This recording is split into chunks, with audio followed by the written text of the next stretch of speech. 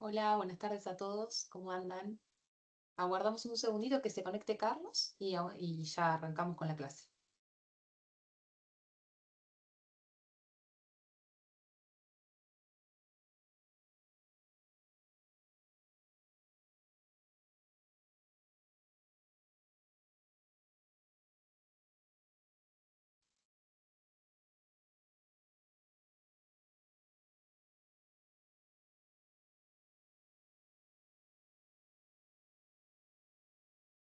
Hola, buenas tardes.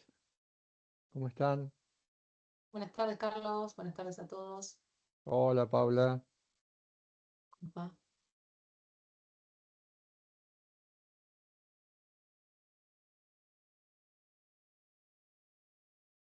Bien,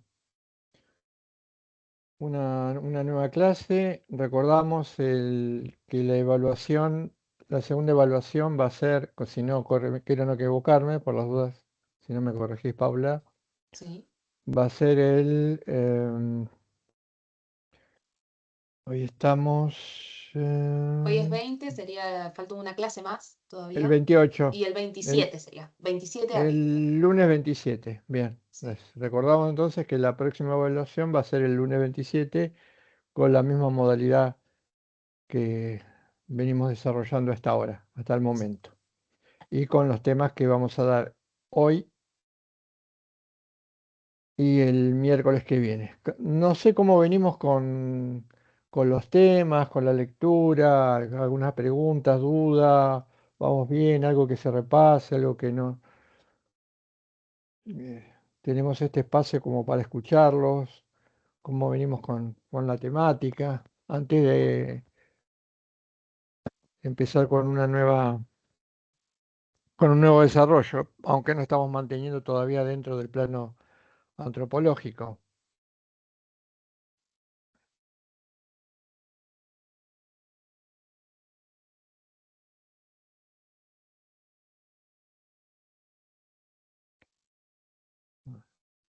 Me parece que no hay dudas, no hay nada por el Ahí momento. funciona mi sonido, ¿no? Sí, Sí, perfecto, se sí, escucha. bien.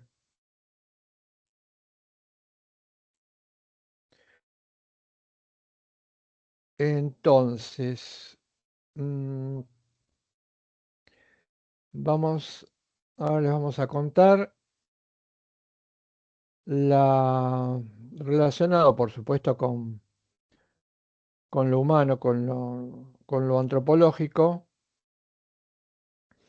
Y en la clase anterior empezamos a esbozar lo que eran las características del ser personal, las alternativas que pueden darse con esas características, nuestras características como seres personales y los problemas que puede haber en el vínculo o la relación con los demás. Se nos va a aparecer acá, ahora se va a contar, se nos va a aparecer acá la contracara o lo opuesto de la condición personal, que es la condición objetivante, es la calidad de objeto, de cosa o lo que identificamos como cosificación. Y después el análisis de lo que nos parece el obstáculo más formidable para pensar adecuadamente, para pensar críticamente, el enemigo más fuerte del ser humano, que es como vicio del pensamiento, es el reduccionismo. Pero empecemos entonces por lo primero. eh, Te escuchamos, Paula, Genial. con Voy la parte a de compartir acá. cosificación. Muy bien. Cualquier cosa me avisan si voy muy rápido o si no lo pueden ver bien. Si hay un problema con el Power, me avisan. Como decía Carlos, hoy vamos a hablar sobre el tema este de la cosificación, ¿no? Como considerado como el fracaso de la existencia humana. ¿Y por qué decimos, ¿no? Que la cosificación justamente es el fracaso de la existencia humana? Porque justamente la cosificación es la alteración del estatuto ontológico del ser personal, ¿bien? Es decir, nosotros, al cosificar al otro, lo estamos reduciendo al mundo de la cosa. Y de esa manera a una total indiferencia, ¿bien? ¿Por qué? Porque no logramos diferenciar al ser personal de los objetos materiales, ¿bien?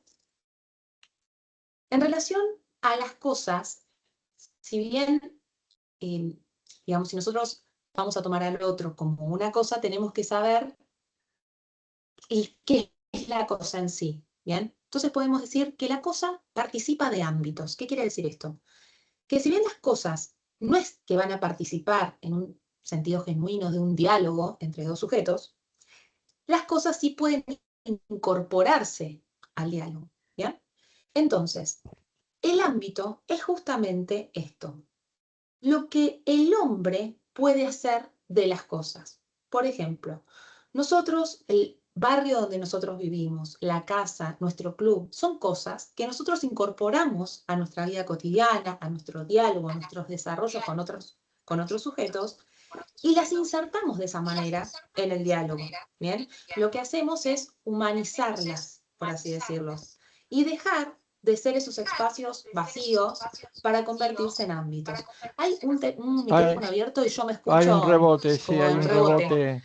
Si lo pueden apagar porque yo no puedo apagarlo desde acá, joya. A A ver si ver, me doy espérame. cuenta quién es. Ahí cortó.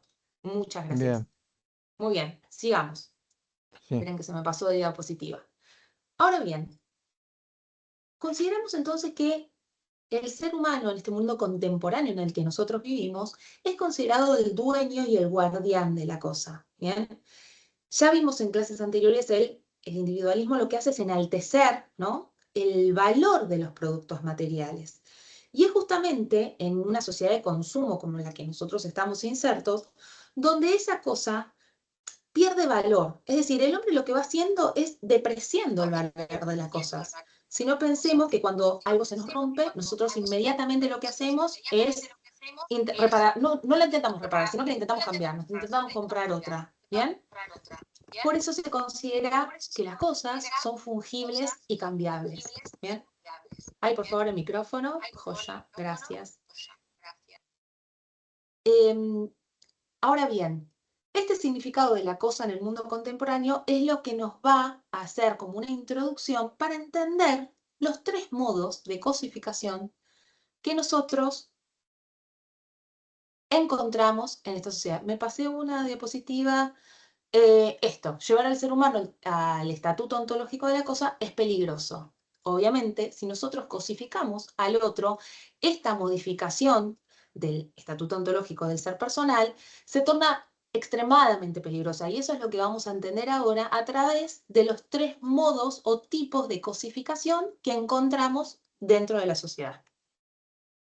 Decimos que hay tres, y la primera es el otro como instrumento, la segunda sería considerar al otro como nadie o considerar al otro como un obstáculo. ¿Bien? Si nosotros decimos que utilizamos al otro como un medio o como un instrumento, lo que decimos es que es el caso en que un ser humano, un ser personal, es tratado como si fuese una herramienta. ¿Bien? Yo trato al otro como si fuese una herramienta que me sirve para otra cosa. ¿Bien? Existe otro tipo de cosificación que es el apartamiento del otro como obstáculo. ¿Qué sucede?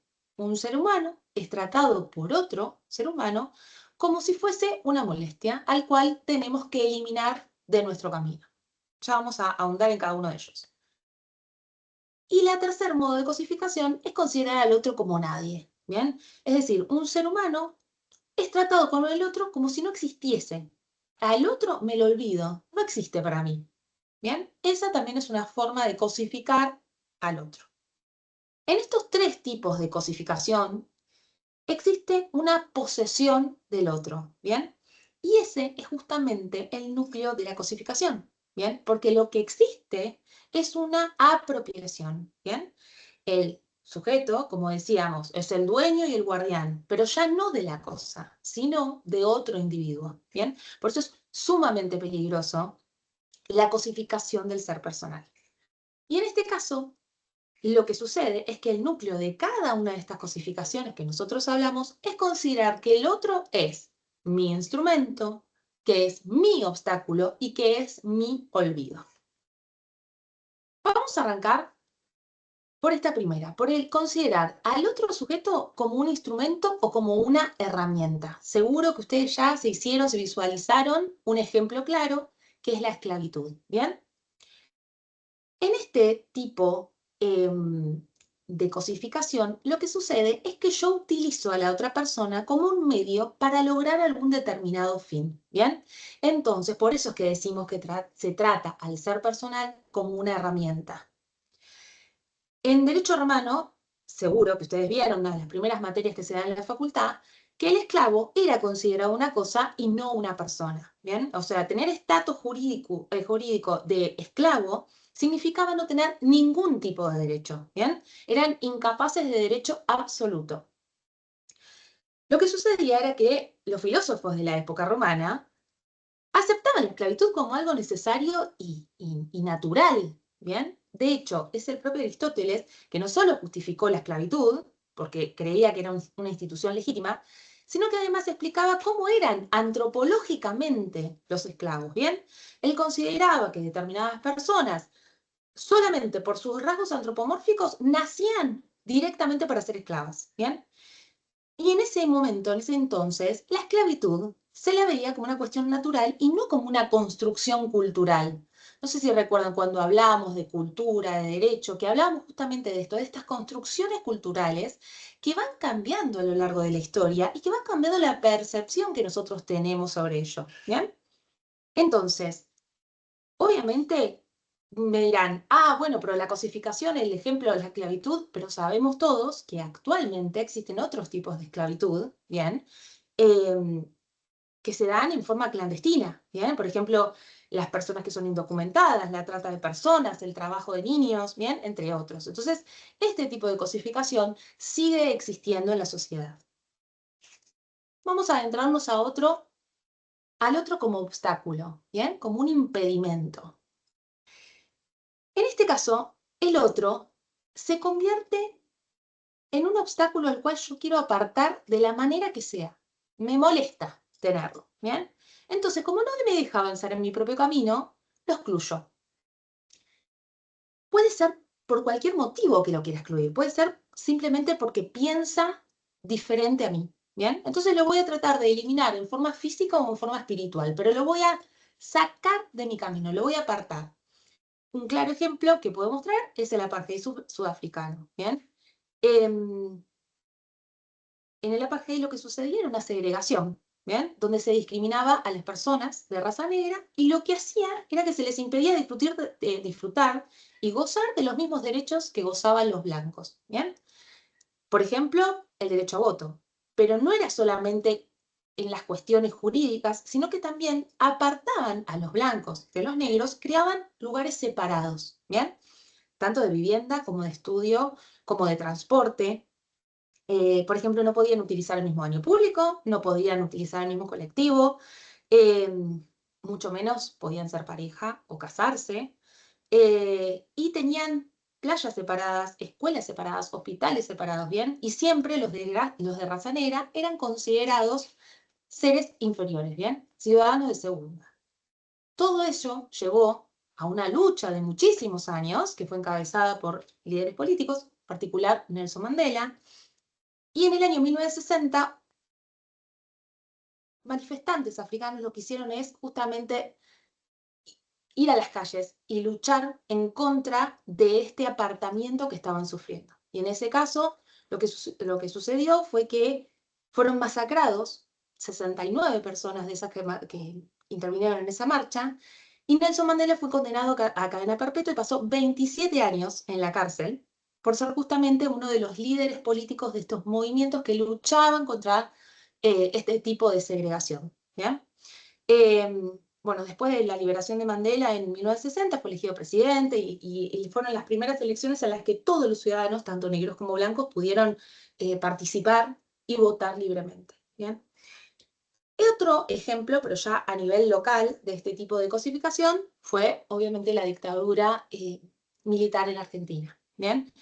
Que entre una brutal consecuencia, entre tantas otras que tuvo el golpe militar, fue la desaparición forzada de personas. ¿Bien? Entonces ahí vemos otro tipo de cosificación como obstáculo, ¿bien? Donde lo que trato de hacer es de apartar al otro que piensa distinto a mí, ¿bien? O que me molesta en mi camino. Lo aparto, lo elimino.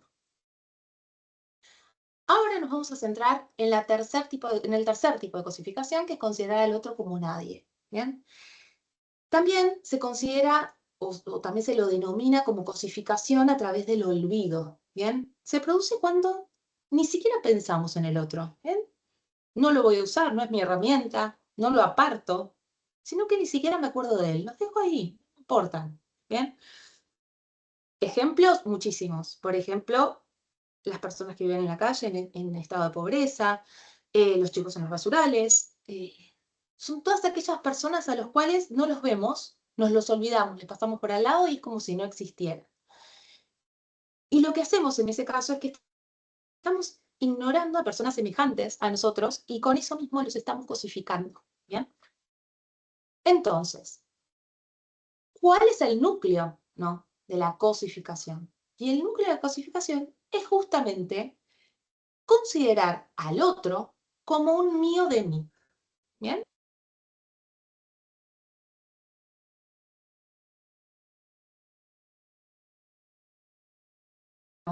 Que la cosificación significa la apropiación del otro. ¿Bien? La cosificación hace del otro algo que es mío. ¿Bien?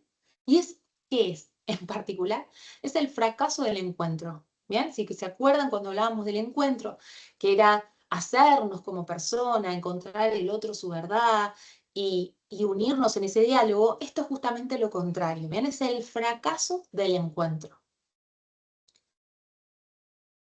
No sé si se acuerdan cuando hicimos referencia a Pedro Laín Entralgo en las propiedades constitutivas del ser personal, que lo que dice es que la persona humana se presenta ante nosotros como inabarcable, inaccesible, innumerable, que no se puede cuantificar, ¿bien? En este caso, las características que presenta el tú degradado objeto, es decir, cuando consideramos al otro como una cosa, pasan a ser lo contrario. Ahora el otro es abarcable, ¿bien? Es acabable. Entonces, todas las características que teníamos propias del ser personal se contraponen y cambian, ¿bien? Cambian del tú a la condición de objeto. Es un tú al cual yo me quiero unir, quiero dialogar con él, sino que es un objeto. Entonces, el otro deja de ser inabarcable para ser abarcable, ¿bien? Deja de ser inacabado para ser acabado y así con todas las características que vimos. Entonces, ¿qué es lo importante? Si nosotros conocemos cuál es la lógica interna del proceso de cosificación, vamos a poder comprender cuáles son los medios de objetivar al otro, ¿bien? Y de estar atentos a que eso no suceda. ¿Y qué tenemos como herramienta fundamental para luchar contra la cosificación, para que esto no suceda? ¿Bien? Y es por lo cual todos los que estamos acá estamos estudiando, que es el derecho. El derecho Negri nos decía que era un proyecto de armonía social fundado en el respeto a la persona humana.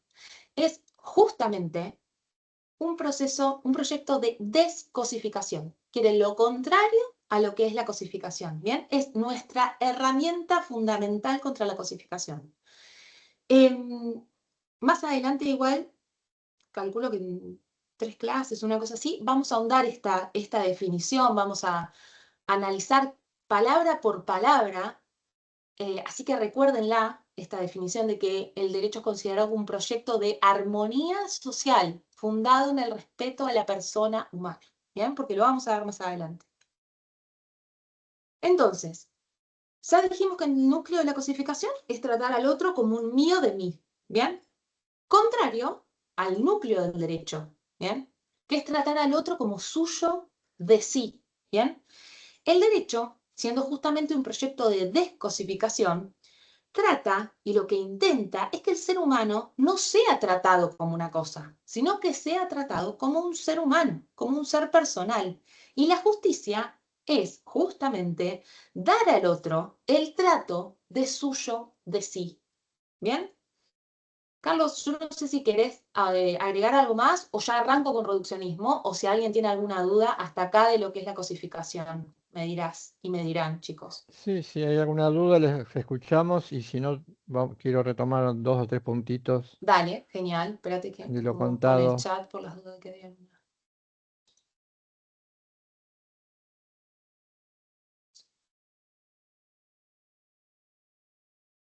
Acá alguna chica decía que se cortaba. No sé si a vos, Carlos, también se te cortó. Se cortó Conchito. muy, muy mínimo. Yo te iba a Ah, interrumpir, pero después recuperó, ok, ok.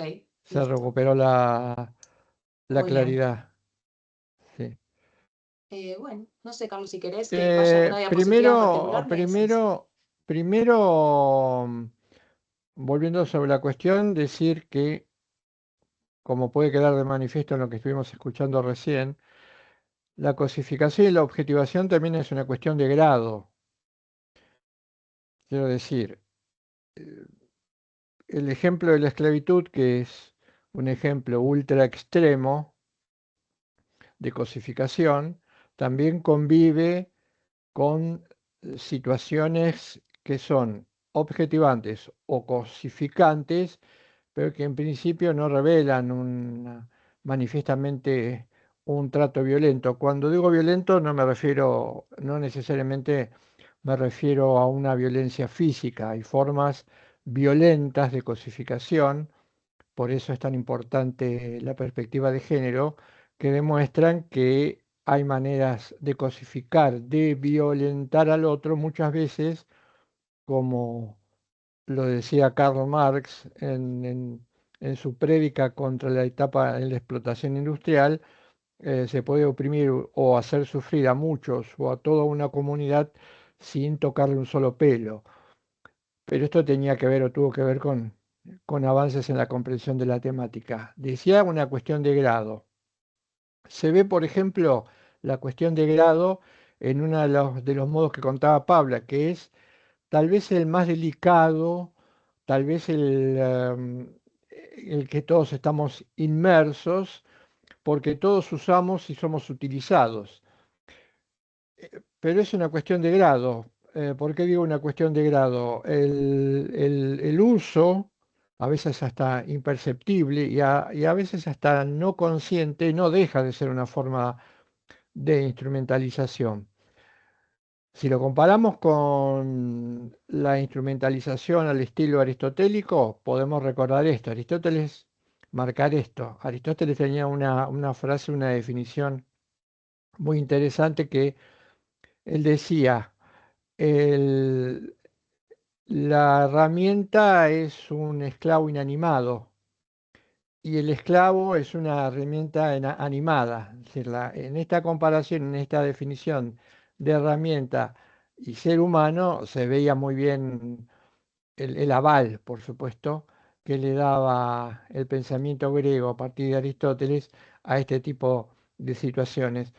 Hoy podríamos decir, yo considero muy válido para explicar el núcleo más profundo de las relaciones en una sociedad como la nuestra, que está, diría Laín Entralgo, o una sociedad marcadamente mercantilizada, del uso, el uso lavado.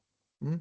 El uso lavado implica, según López Quintás, dice López Quintás que eh, habría que diferenciar en el trato cotidiano aquellas situaciones que impiden que podamos desarrollarnos como personas, de aquellas situaciones que, si bien no son, no podemos considerar, o actitudes puntuales que no podemos considerar vínculos interpersonales profundos, sí nos ayudan a sostenernos, a mantenernos en la existencia y además explican un fenómeno que, si no lo tenemos en cuenta, la lectura de la realidad se hace idílica o engañosa.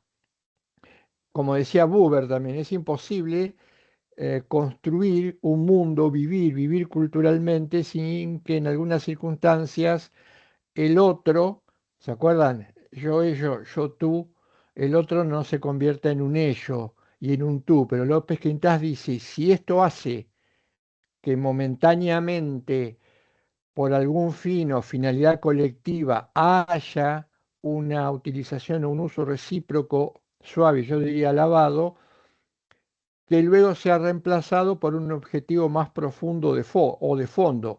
Sabemos que la construcción de una vida, de un hogar, de una pareja, tiene esencialmente presente por nuestra tendencia a generar hábitos, a comportamientos que a veces internamente hacia la misma familia son de uso. Pero si esto tiene eh,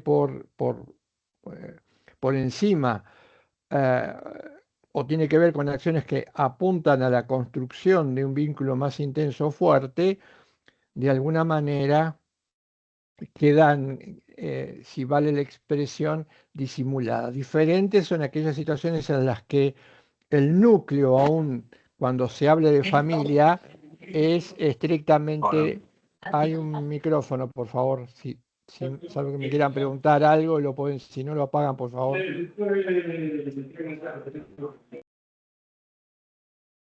Gracias.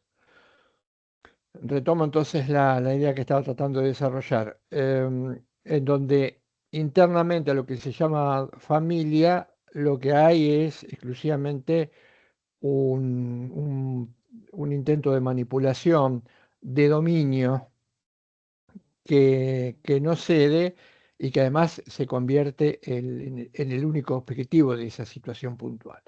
Entonces son situaciones amplísimas, muy delicadas. No es un fenómeno, ojo, Héctor contaba en algún momento en sus clases, él decía, cuidado que esto no es algo nuevo, no es un fenómeno que pueda escribirse como data de reciente en 2, 3 o 4 siglos. Por supuesto que no. Como dijimos, desde que el hombre está en el mundo, él solo puede abrirse o cerrarse, y esto desde tiempos inmemoriales. Por lo tanto, una de las posibilidades que es el cerrarse nos va a llevar inmediatamente de la mano a lo que llamamos actitud objetivante. Tal vez, lo que sí resalta, es que en los últimos siglos esta tendencia a la utilización, a la instrumentalización del otro, de los otros, cuando digo otro o los otros, digo la instrumentalización de la idea de Dios sobre lo absoluto, la instrumentalización de los demás y la instrumentalización de la naturaleza. ¿Mm? Se ha hecho muy evidente. Los modernos son los que, en pos del ensalzamiento del sujeto o del individuo, tornan a los demás como simples reflejos de su propia individualidad. Y ahí es donde empieza a marcarse con mucho más detalle la instrumentalización o uso. Em, por eso el derecho apunta o esencialmente va a apuntar en ese intento de descosificación a aquellas que son violentas o muy marcadas, pero la instrumentalización o el uso es imposible de eliminar. Ya lo habíamos marcado, lo decía Buber, quien percibe esto también percibe que su existencia cotidiana transita por una intensa lucha constantemente entre, em, entre el intento de abrirme hacia el otro o el intento de cerrarme, de usarlo o de instrumentalizarlo. Con respecto a, a esta conversión en objeto, podríamos hacer un apunte más, pero que va a venir de este lado. La Inentralgo, en ese texto es muy recomendable, son 2 volúmenes importantes, pero que se leen bien y con un contenido muy preciso sobre las relaciones. Leín algo fue un médico y filósofo, les cuento brevemente para situarlo, si no lo conocían, fue un filósofo y médico español, siglo pasado, um, y él se dedicó a bucear en lo interno de las relaciones entre las personas. Su primera obra fue la relación médico-paciente, se llamó la relación médico-paciente, que por otro lado yo me llevé una sorpresa en su momento, hace muchos años cuando empecé a investigar y a trabajar con los textos de la Inentralgo, que ese libro, La relación médico-paciente, había sido escrita por él, un médico, y que era una especie de texto de cabecera en muchísimas facultades de medicina.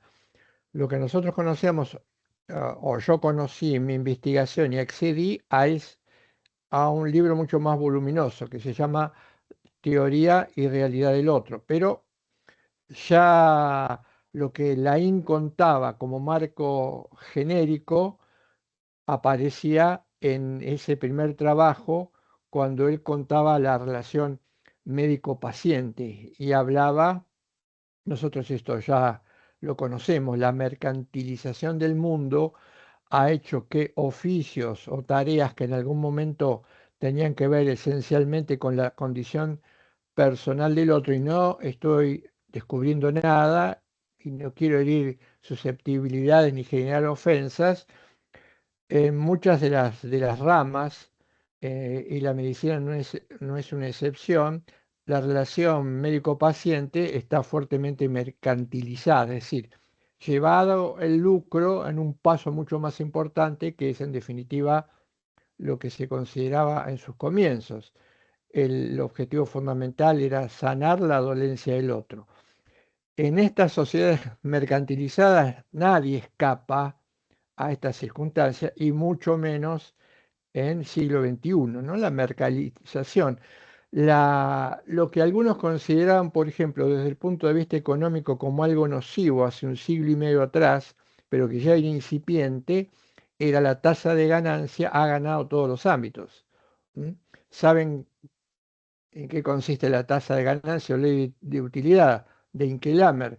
Es el, el- el obtener el mayor beneficio con el menor costo. A las actividades humanas ninguna escapa a esto.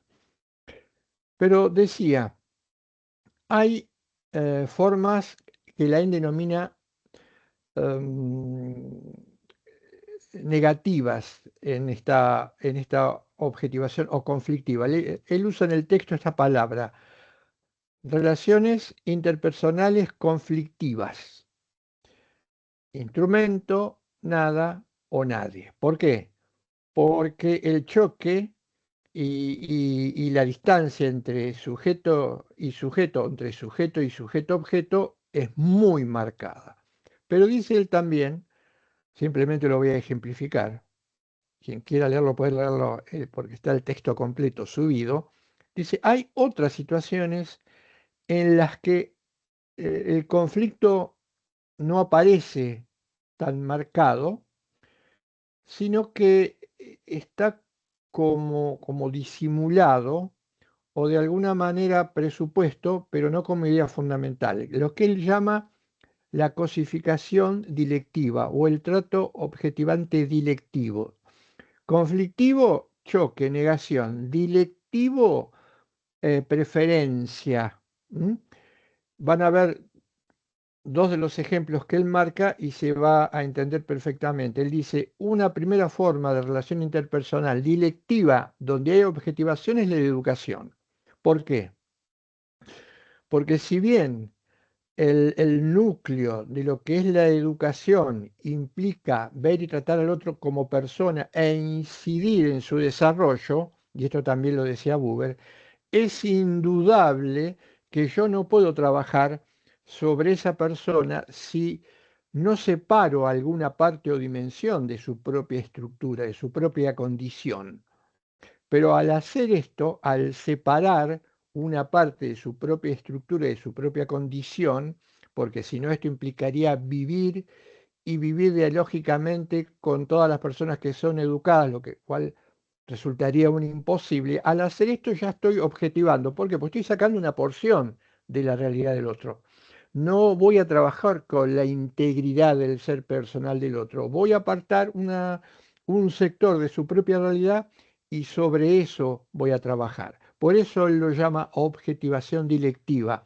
No es la objetivación en la búsqueda de la apropiación, de la destrucción, del uso, de la violencia, sino es una separación de una parte del otro ser personal para trabajar sobre ella en aras de ella.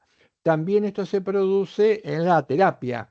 El objetivo de la terapia, como el objetivo de la educación, es hacer crecer al otro personalmente, evitando sus sesgos, pero esto, y quien lo ha hecho, sabe o puede darse cuenta perfectamente de esto, el terapeuta solo trabaja con una porción de mi propia realidad personal. Y no podría hacerlo de otra manera. No podríamos ni educar ni intentar sanar a otro si lo hiciéramos considerándolo totalmente o integralmente como una persona. Entonces ya allí la educación y la terapia no tendrían razón de ser. Pero estas formas son interesantes porque hay una objetivación. Pero aquí la cuestión es de grado, pero está marcando algo importante. Un principio general para educar o si pretendemos educar y como esto armamos marcos para todos, necesariamente no podemos trabajar con cada uno como si se tratara de un ser personal. Pasa lo mismo con el derecho. Pensemos esto, pasa lo mismo con el derecho.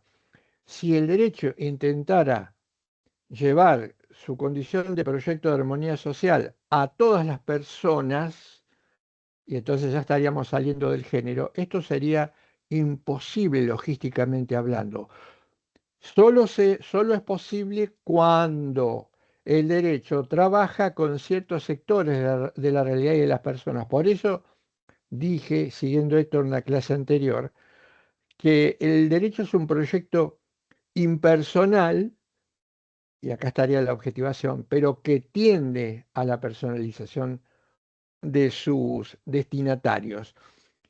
Y habría un detalle que agregar, algún detalle más en este tema que es amplísimo y de alguna manera un poco inabarcable, que es cómo se produce la comunicación cuando el trato es objetivante, cuando el otro es visto y tratado como un objeto. ¿Cómo es la comunicación? Porque nosotros dijimos, nuestra condición es la de ser seres dialógicos. Y en esa condición de seres dialógicos, lo fundamental o uno de los parámetros fundamentales es el lenguaje. Entonces, los seres humanos somos seres dialógicos porque podemos comunicarnos entre nosotros a partir del lenguaje. Y el lenguaje cumple una tarea primordial porque de alguna manera el lenguaje, no solamente el lenguaje hablado, sino el lenguaje de gestos, es el canal por el cual nos comunicamos de persona a persona, aun cuando consideramos y nos consideran como persona. Por eso el lenguaje, cuando el diálogo se da y en los momentos que se da, es un lenguaje que está cargado de un sentido muy profundo, de un contenido muy profundo. Ahora, esto no se puede mantener constantemente. El diálogo y en su vía los medios, los modos o las maneras de comunicarse se degradan, inevitablemente se degradan. Por eso, alguien decía, la función clave del lenguaje es la personalización, pero también hay un uso estratégico del lenguaje. Y acá es donde empieza el problema en este tema a nivel lenguaje. El uso estratégico del lenguaje. No es muy difícil. El lenguaje ya no se convierte en el canal para comunicar nuestras propias, nuestros propios contenidos, sino que es un canal que me va a permitir utilizar, usar, dominar, vencer, engañar o convencer al otro. Lamentablemente, esta función estratégica del lenguaje muchas veces, yo considero que hoy en día esto es mucho más marcado, supera con amplitud a la primer faz, que es la faz comunicacional dialógica del lenguaje. Y ahí aparece algo interesante. Porque dije, los dialógicos dicen lenguaje, palabra, palabra escrita, palabra hablada, palabra gestual. Pero mucho más importante, dicen los pensadores dialógicos en la comunicación, es el silencio. ¿Por qué? Ahora explayamos un poquito más, algo que por una cuestión de tiempo no se pudo desarrollar como nos hubiese gustado, pero algunos dicen, algunos dialógicos dicen, el silencio hasta puede ser más importante que el lenguaje. ¿Por qué? Porque el silencio prepara para la comunicación, porque el silencio tiene que ver con la escucha, que no es el simple oír. La escucha tiene una diferencia enorme con el oír. El oír es como algo que resuena, como cuando voy caminando por la calle concentrado en algo y mi oído refleja un sonido, pero que en última instancia le presto muy poca importancia, es un sonido. Y otra cosa es cuando escucho a alguien, pero también puedo oírlo. En un mundo que tiene muchos problemas de comunicación y donde casi muy pocas veces se nos escucha, se nos oye, y el oír podría implicar que tiene la misma importancia alguien que trata de hablar conmigo que alguien que tira una piedra hacia arriba y hace ruido cuando pega en el techo. El silencio es importantísimo. Sin embargo, la cultura es una cultura del no silencio, porque además el silencio asusta. ¿Por qué el silencio asusta? Como seres locuaces, nosotros sentimos muchas veces una cierta incomodidad, y esa incomodidad suele puede verse o suele reflejarse cuando por algún momento, por un rato, estamos con alguien y por el motivo que sea, generalmente, o por sobre todas las cosas, es no conocerse, el hecho de decir algo nos resulta bastante difícil. Por eso va a aparecer, por eso sale la pregunta clásica, qué lindo día, qué feo día, qué humedad que hay, ¿no? Es lo que los dialógicos llaman la conversación funcional. En el trato objetivante aparece la conversación funcional. ¿Qué es una conversación funcional? De la que estamos en un mundo donde la comunicación es puro ruido, pura imagen, no tiene contenido alguno y el contenido es el no contenido. La conversación funcional es hablar con el otro, pero el otro dice, esto lo dice la Ina Entralgo, el otro es simplemente una caja de resonancia, es como algo en el que me apoyo para considerar como válido lo que yo estoy diciendo, aunque no me importe si está dirigido al otro, si el otro me escucha o si en realidad te estoy transmitiendo algo que merezca la pena ser escuchado. Esa es la conversación funcional. La conversación funcional suele girar, de hecho tenemos experiencia, y si nos pusiéramos a analizar y no la tuviéramos un poquito nuestras propias conversaciones, nos empezaríamos a dar cuenta de ello. La conversación funcional siempre habla de alguna manera sobre cosas u objetos. No habla sobre las personas, ni sobre lo que, pongamos un ejemplo, yo otro, ni lo que me acontece a mí, ni lo que le puede acontecer al otro. Siempre eso en tercera persona o sobre objetos, la calle, aquel, la gente, mi abuelo, en el trabajo. Esto se llama conversación funcional. Es lo mismo que el otro estuviera como que no estuviera, porque la sustancia en esa transmisión no es que el otro me escuche, sino simplemente que haya alguien que haga de caja de resonancia en lo que yo expreso. Este tal vez es el problema más grande y que se ve muy bien en la comunicación, en la relación objetivante, pero también el silencio, porque dice López Quintás, el silencio es importantísimo porque primero tengo que escucharlo al otro y luego ir sobre el otro con mis propias palabras, pero primero tengo que entenderlo. Si yo no lo escucho, no puedo entenderlo. Um, y el silencio opera como este canal. Ahora, también puede haber un silencio de mudez. Dice López Quintás, los seres humanos somos en principio individuos. El ser individuos implica que no podemos fusionarnos los unos con los otros. Por eso somos individuos. no hay posibilidad de fusión, de integración del uno con el otro, pero sí, a partir de esta distinción que luego va a dar lugar a la unicidad, es, sin perder nuestra unicidad, vincularnos con los demás. Entonces, esa distancia, Buber decía, hay una distancia de ser que no se puede romper bajo ningún punto de vista. Esa distancia puede convertirse en una distancia de cercanía cuando me encuentro con el otro, cuando dialogo con el otro, o puede degenerar y convertirse en una distancia de lejanía. Son las dos polos opuestos. La distancia, porque no me fusiono con el otro, pero me permite acercarme al otro. La distancia de lejanía implica no tengo, no me integro con el otro, pero tampoco tengo ningún interés en vincularme, escuchar, conocer al otro.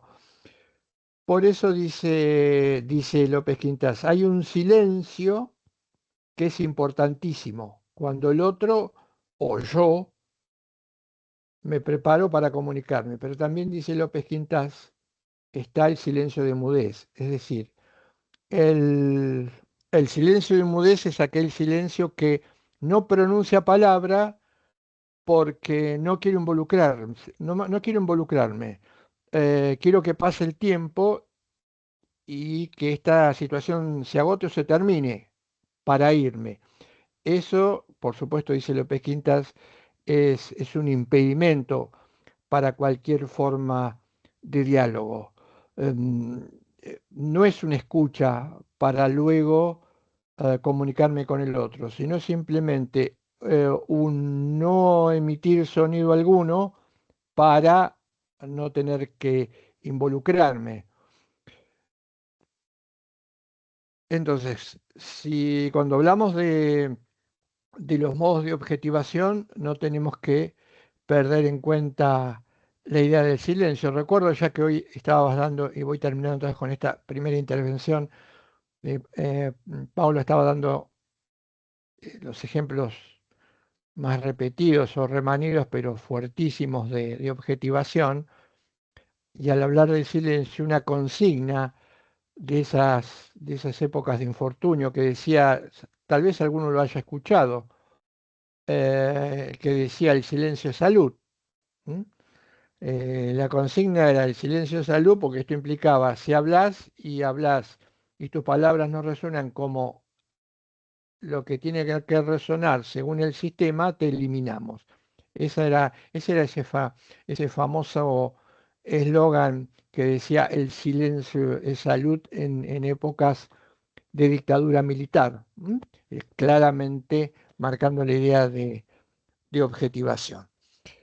Estos son entonces los planos en cuanto a la manera de comunicación y cómo se producen en la objetivación o en la cosificación. Pasamos entonces, continuamos eh, o ingresamos ahora al terreno Del reducción. del reduccionismo. Muy bien.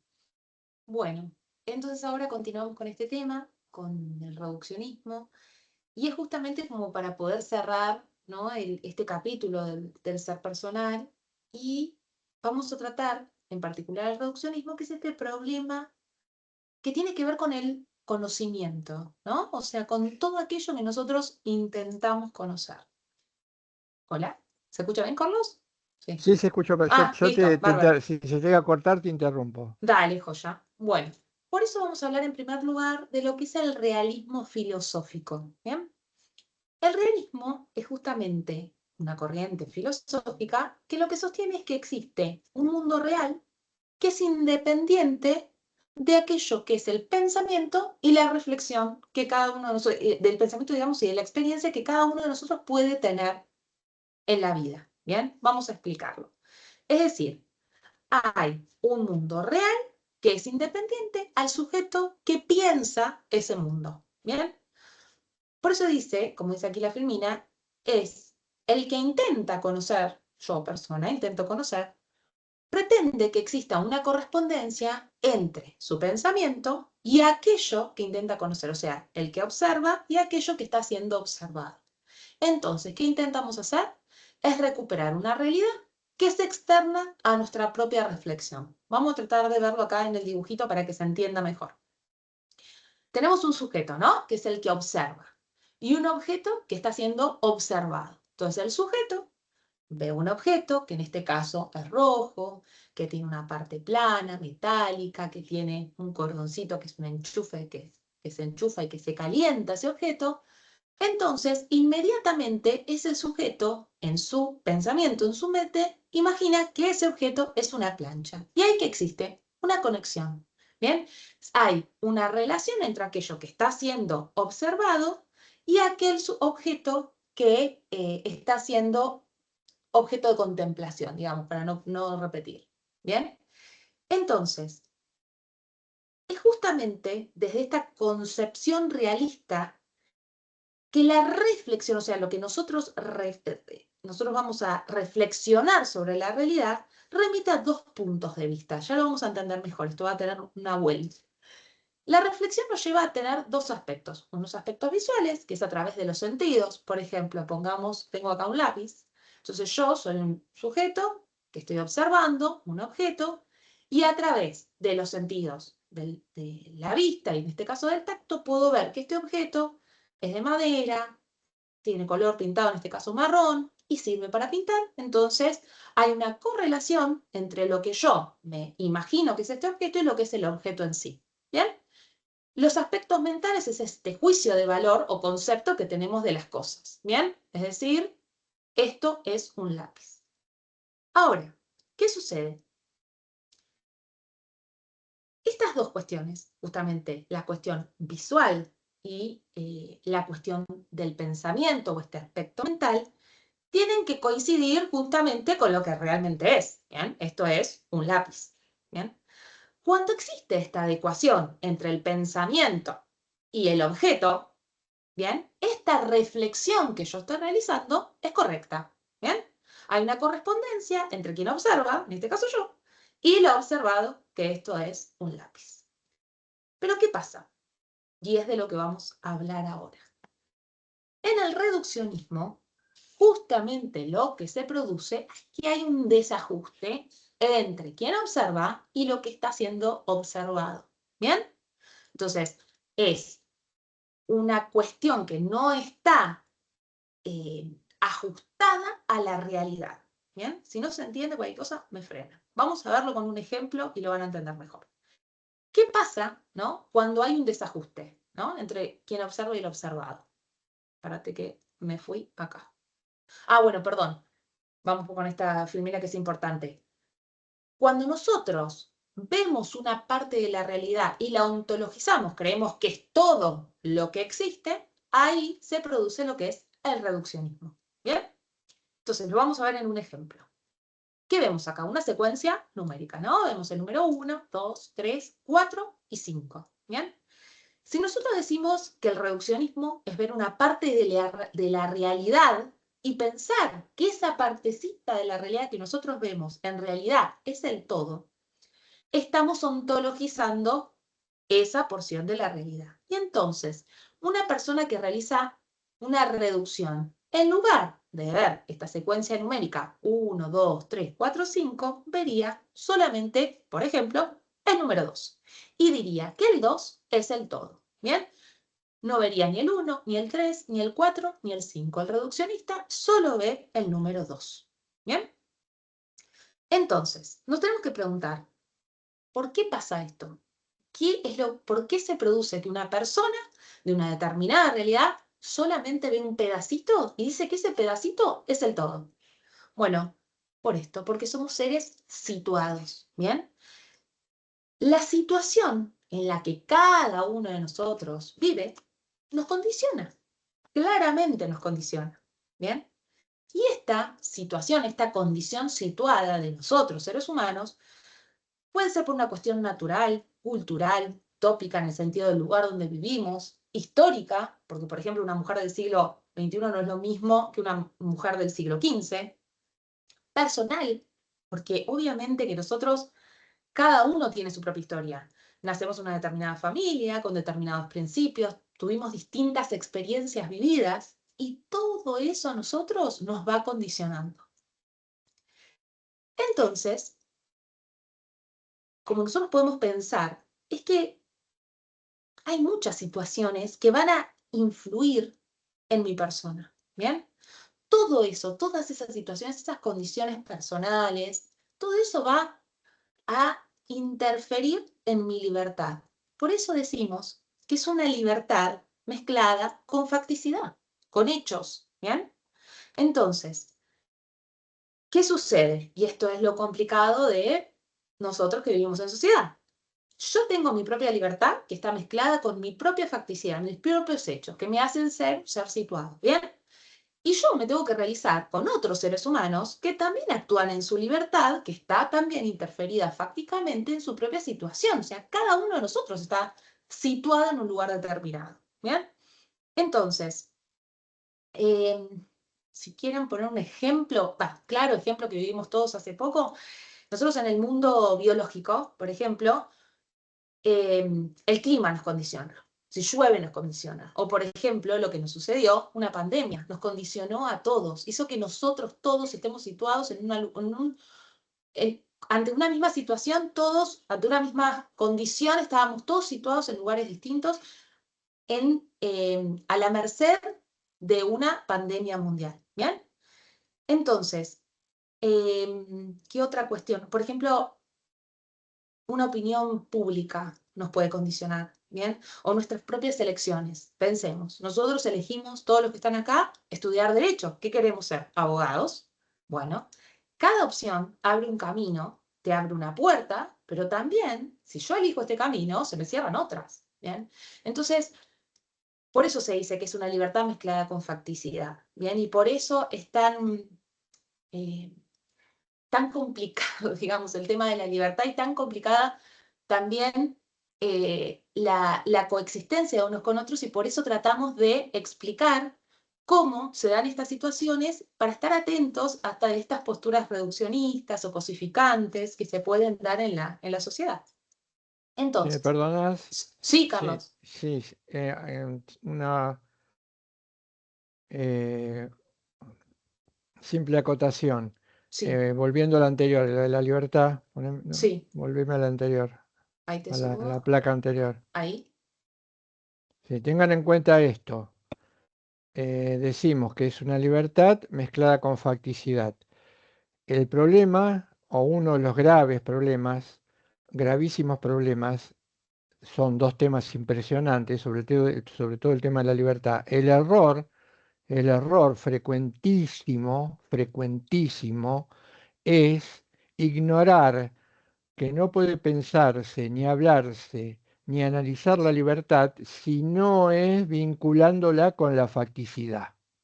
Por eso decía, eh, por eso decía Emanuel Levinas, él decía que la injusticia se ríe de la libertad, haciendo referencia a esto. Pensar la libertad sin facticidad implica desvariar. Pensar la libertad como si se tratara de una idea que está en el topos uranos, en el mundo de las ideas, descontaminada. No existe esto en la realidad del mundo ni va a existir. La libertad solo puede entenderse si la vemos con facticidad, que es la que está mezclada, siempre ha estado mezclada y estará mezclada, pero esto hace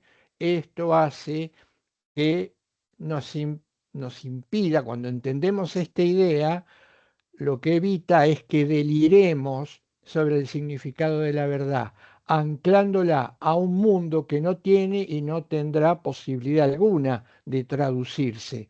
Porque, insisto, libertad y facticidad eh, pujan entre sí. Y como decía recién Paula, esto hace, esto hace que nuestra situación eh, esté siempre marcadamente condicionada por diferentes aspectos, que son todos los aspectos importantes de lo que nosotros llamamos facticidad. Pero también probablemente lo digamos enseguida, condicionar no es lo mismo que determinar. ¿Mm? Y seguramente tengamos que hacer referencia sobre esto. Esto es vital. ¿Mm? Para hablar con una mínima dosis de verdad, la libertad no puede pensarse si no es mezclada con facticidad. Sí, Muy continúa bien, Paula, por favor. muy bien. Y bueno, y justamente con lo que decía Carlos, y seguimos con esta filmina que dice esto, que la situación y la facticidad restringen la posibilidad de obrar libremente, pero no impiden la acción libre. ¿Qué quiere decir esto y qué es lo importante? Que es justamente lo que decía Carlos. Es entender que esa situación me va a condicionar, pero no me va a impedir actuar en libertad. O sea, la situación me va a condicionar a mí, pero no me determina. Es lo que dijo Carlos recién, no me va a determinar. ¿Bien? Me condiciona, pero no me determina. Eso hay que recordarlo siempre. Entonces, una cosa que les quiero decir antes, es que cuando sería problema, digamos, o sea, cuando todo esto se vuelve un problema importantísimo, que es cuando la situación en la que nosotros estamos parados nos gana, nos vence, ¿bien? Y pensamos que esa manera que nosotros tenemos de ver la realidad es la única y es universal, ¿bien? Y por eso existen dentro de lo que es el reduccionismo sus derivados empíricos, que son el absolutismo o dogmatismo, que el correlato empírico es el fanatismo, y el relativismo, cuyo correlato empírico es el escepticismo. En relación al absolutismo o dogmatismo, desde esta perspectiva, el sujeto lo que piensa es, bueno, yo soy el dueño absoluto de la verdad, ¿bien? Es un fanático, ¿bien? El sujeto piensa que la única realidad que existe es la que a él se le presenta, ¿bien? Entonces, ¿qué le pasa al fanático? Al fanático le molesta que no piensen como él, ¿bien? Y obviamente que esto lleva a muchísimas persecuciones religiosas, políticas, raciales, dictaduras, o sea, se les pueden ocurrir, estoy segura, miles de ejemplos que surgen del fanatismo, ¿bien? Otro de los derivados empíricos del reduccionismo es el relativismo, ¿bien? El relativismo, el correlato empírico es el escepticismo, el escéptico, ¿bien? O sea, desde esta perspectiva, ¿no? Se afirma una realidad que es variable. Bueno, cada cosa es según el color del cristal con el que se lo mire, decía Negri. Es decir, el escéptico dice que hay tantas verdades como personas. Entonces, al pensar, si yo pienso que hay tantas verdades como personas, no voy a cuestionar nada, ¿bien? Eh, el doctor siempre citaba el tango Cambalache en este punto y decía que todo es igual, nada es mejor, lo mismo un burro que un gran profesor, ¿no? En estas condiciones, si nosotros vemos a la realidad de una forma escéptica, no vamos a buscar la verdad, no vamos a creer en nada, ¿bien? Y eso también es una forma de reduccionismo.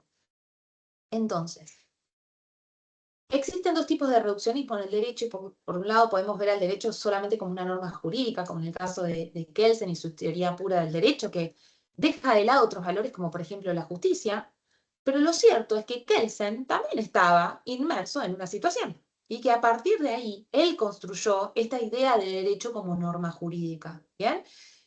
Lo hizo en función de su propio contexto, o sea, sería inconsciente, ¿bien? Esa forma, esa construcción que hizo sobre el derecho.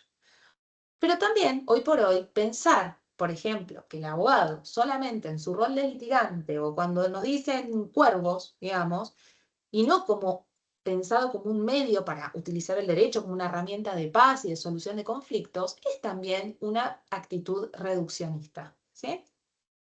Entonces, ¿cuál sería la solución, ¿no? Para evitar el reduccionismo?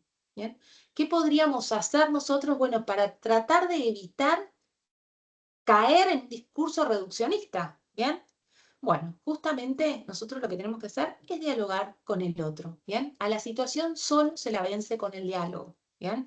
Lo que vamos a desintegrar es nuestros distintos puntos de vista con respecto al otro, ¿bien? Nosotros lo que vamos a tratar es decir, bueno, yo tengo esta perspectiva, tengo esta visión de la realidad, pero si yo charlo con otro, me voy a poder acercar a la verdad que todavía inconclusa, decía siempre Negri, ¿no? Porque a través del diálogo lo que vamos haciendo es integrando esa verdad que todos nosotros tenemos en el encuentro con el otro.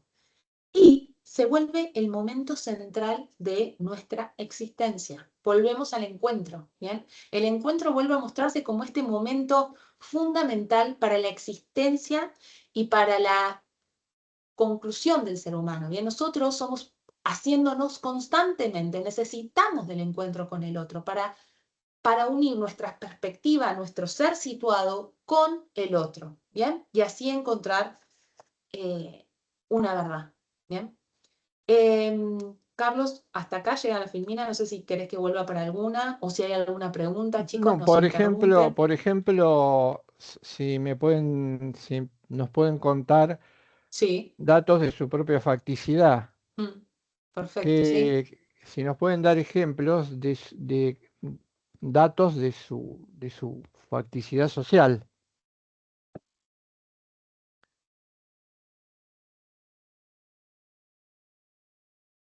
que puede ser compartido o no.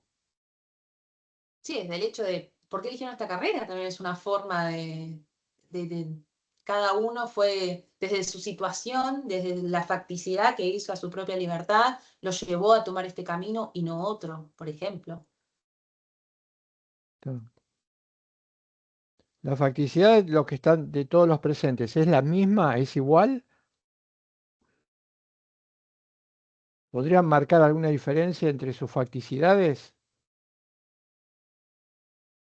Para ver si entendemos bien el concepto, la noción de situación y de facticidad. ¿Qué comparten o qué facticidades comparten o situaciones comparten?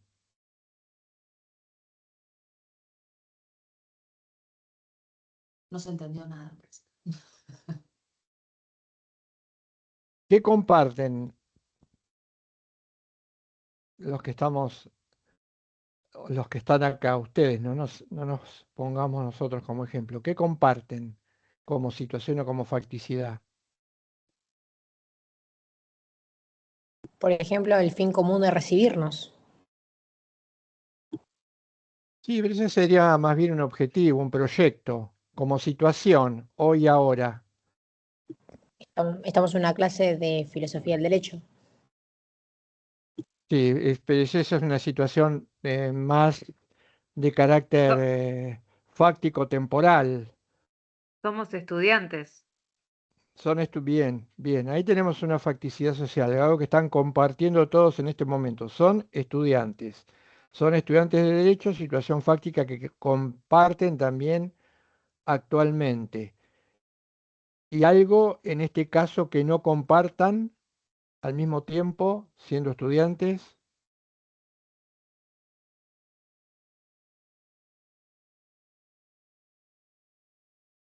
Vimos algo que comparten, algo que no compartan, más allá de que son estudiantes.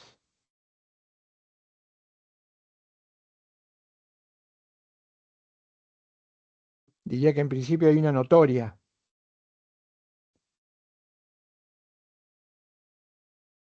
algo notorio que no comparten, pero que es fundamental. Alguien pone en un lugar de nacimiento, bien, bien, la dimensión etaria también, esas son notas claras de la distinción. Alguna más también muy fuerte, Acá Brenda ponía de que algunos son padres y otros no, más allá de la situación de ser estudiantes. claro. Hay una muy fuerte, ¿por qué marcar esto? De diferente género también. Claro, ahí hay una de las más importantes, que es la diferencia de género. El hecho de que algunos trabajan y otros no trabajan. Por qué estamos insistiendo con esto? Porque es fundamental entender, que es fundamental entender la distinta facticidad de las personas con las que compartimos una temporalidad, una situación, un momento, diferente nacionalidad, diferente género, sexo, diferentes tareas. porque en el núcleo de estas diferentes facticidades están los problemas sociales, que los que el derecho tiene que resolver. Por ejemplo, no hay ninguna duda que las cosas como puede verlas alguien que está identificada en términos de género como mujer, con las que puede ver alguien que está identificado en términos de género, por ejemplo, como varón. Pero es impresionante la cosificación que ha habido a lo largo de muchos siglos, precisamente porque esa diferenciación no se tuvo en cuenta. Es impresionante que la facticidad mujer y otras se ocultara y se siga ocultando todavía durante muchos siglos y dio lugar a fenómenos que están absolutamente emparentados con la cosificación. Por ejemplo, de raíz occidental, por ejemplo, el machismo como componente de las generaciones que fueron desarrollándose desde la modernidad para acá, por poner simplemente un ejemplo, y problemáticas que están lejísimos de resolver o de ser resueltas con el derecho. ¿Por qué? Por la visión reductiva sobre el derecho. Cuando uno se pregunta por qué el derecho ha estado y está inerme ante estas distintas situaciones, por ejemplo, no quise interrumpir hoy, pero si al hablar del derecho nosotros dijésemos cuál es la tarea del derecho. La tarea del derecho es un proyecto de armonía social fundado en el respeto a la persona del hombre, por lo cual todos somos personas.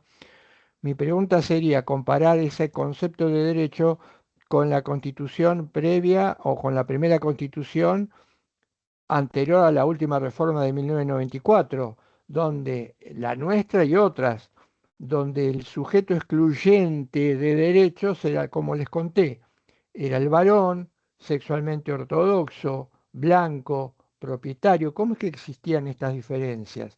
¿Y la diferencia dónde está? La diferencia no estaba en el derecho, la diferencia estaba en una regulación mal construida. Precisamente el derecho lo que tendría que haber hecho y no hizo, o no podía hacer, porque es una creación del hombre, es marcar esa diferencia.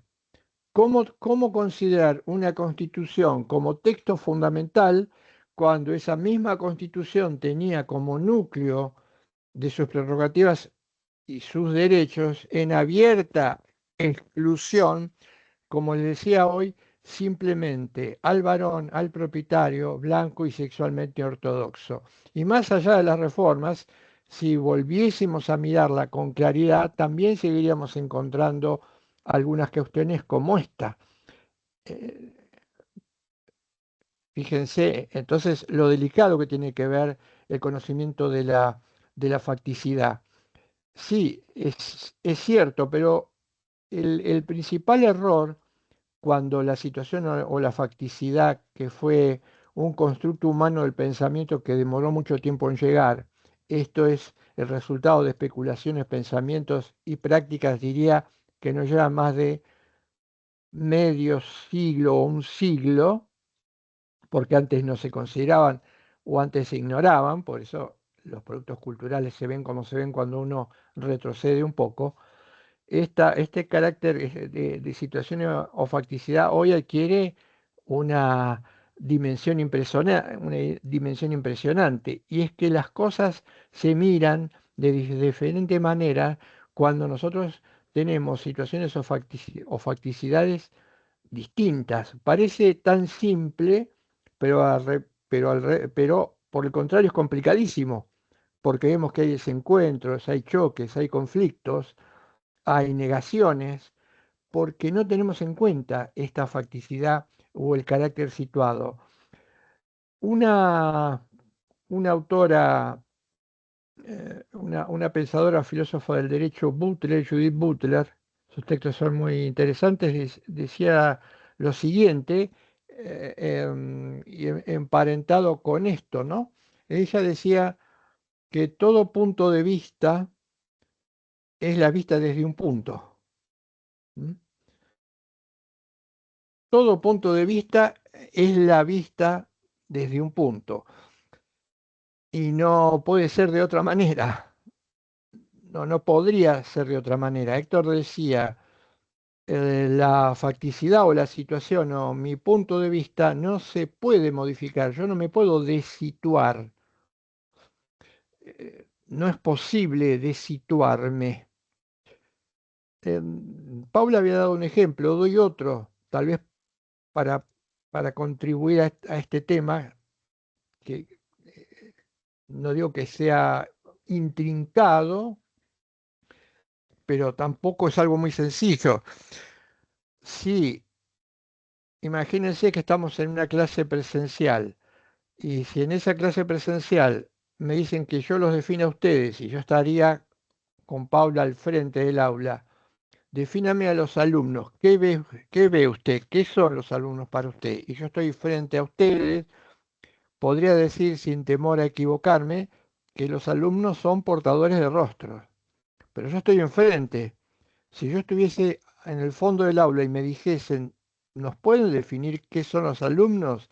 Y no modificáramos, no cambiáramos de posición, yo diría, los alumnos son nucas y no me estaría equivocando.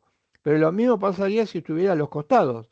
Son perfiles, son nucas, rostros y perfiles. En este ejemplo sencillo, pero no por eso menos importante, vemos cómo difiere el punto de vista según desde donde se lo emita o el juicio desde donde se lo emite.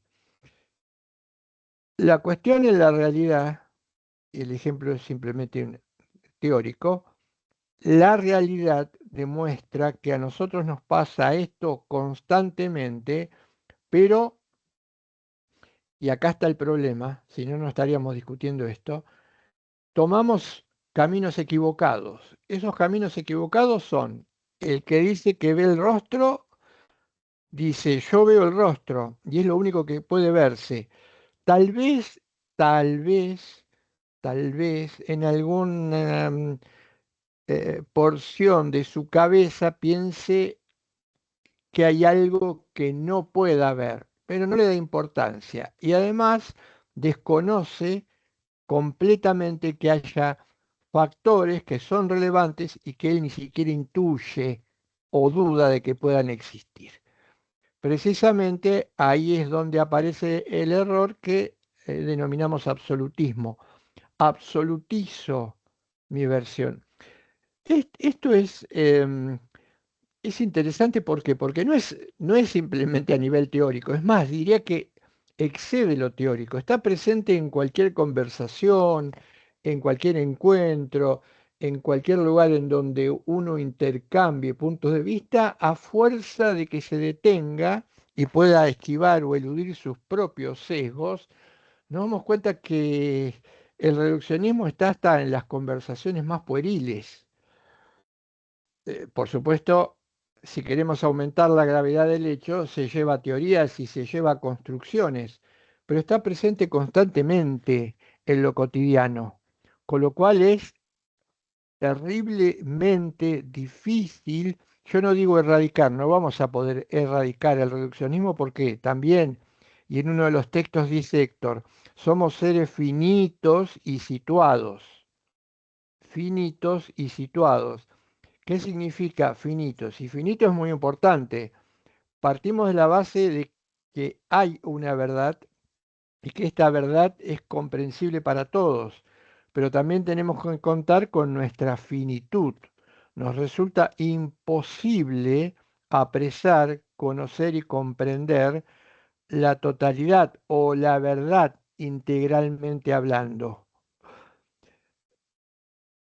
Pero, por otro lado, esto también nos puede llevar a pensar dos cosas, o a pensar que si no es posible descubrir una verdad que podríamos llamar absoluta, entonces la verdad absoluta no existe, con lo cual nos estaríamos colocando en el otro extremo, es decir, absolutismo, dogmatismo o relativismo. Pero si la verdad no existe, nada puede afirmarse como correcto. es uno de los males en el pensamiento que se ha dado en llamar la postura relativista. Bien, eh, todos estos factores que constituyen nuestra situación tienen que ser pensados o sopesados cuando queremos intervenir sobre la realidad culturalmente, cuando pretendemos intervenir sobre el derecho. Creo que el principal problema que tiene el derecho y las dificultades que tiene una sociedad como la nuestra, el principal problema es que no podemos evitar los sesgos.